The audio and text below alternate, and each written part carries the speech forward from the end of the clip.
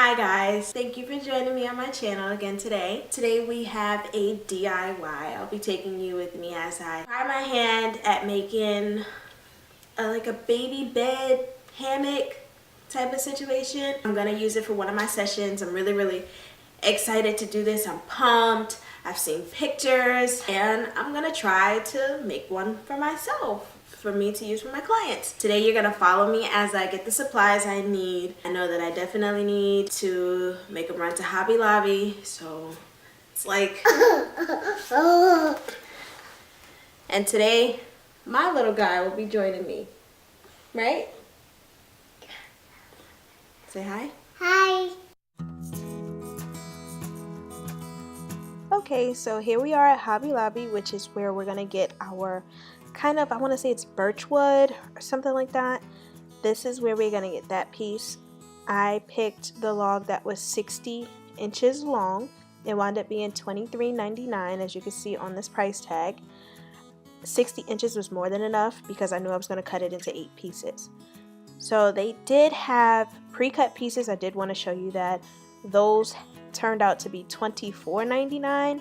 They weren't the size I needed, so I didn't worry about getting those, and only 3 of them would have been less than the 60 inch I got. So my total was $15.40 with the 40% off coupon.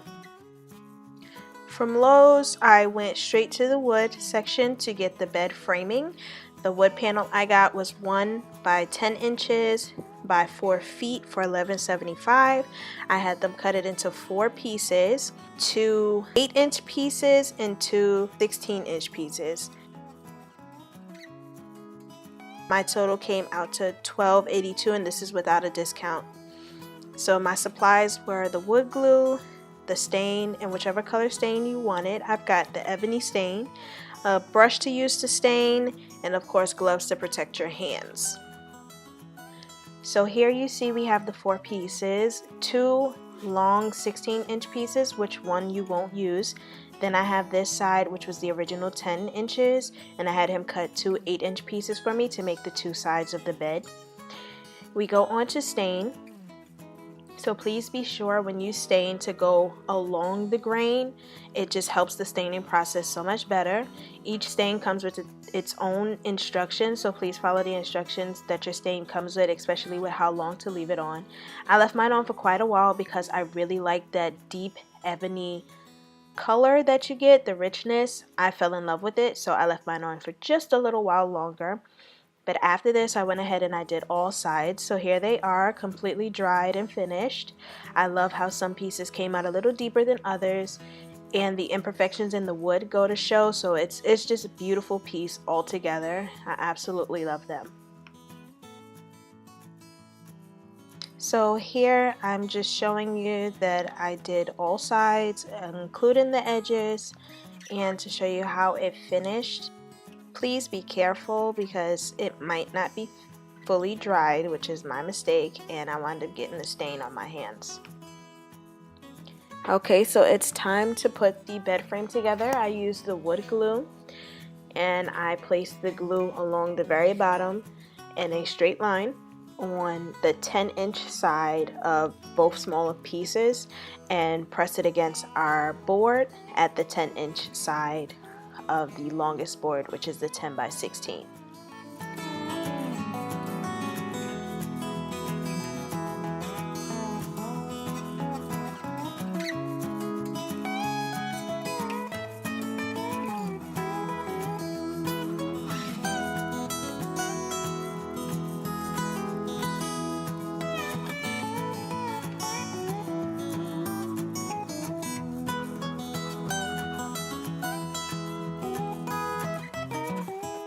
And this is the finished framework.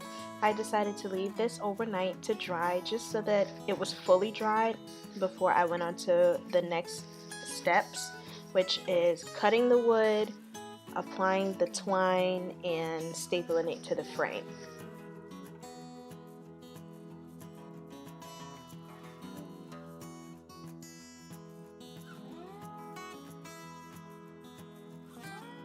So our next step was to go ahead and cut our 60-inch log into 8 pieces.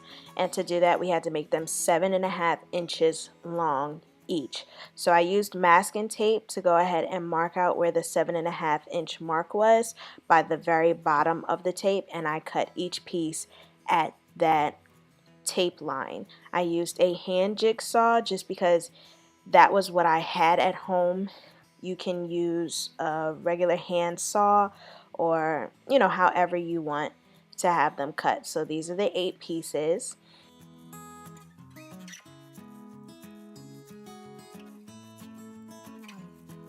So now it's time to drill the holes, and I'm using my power drill with our 1/4 inch drill bit.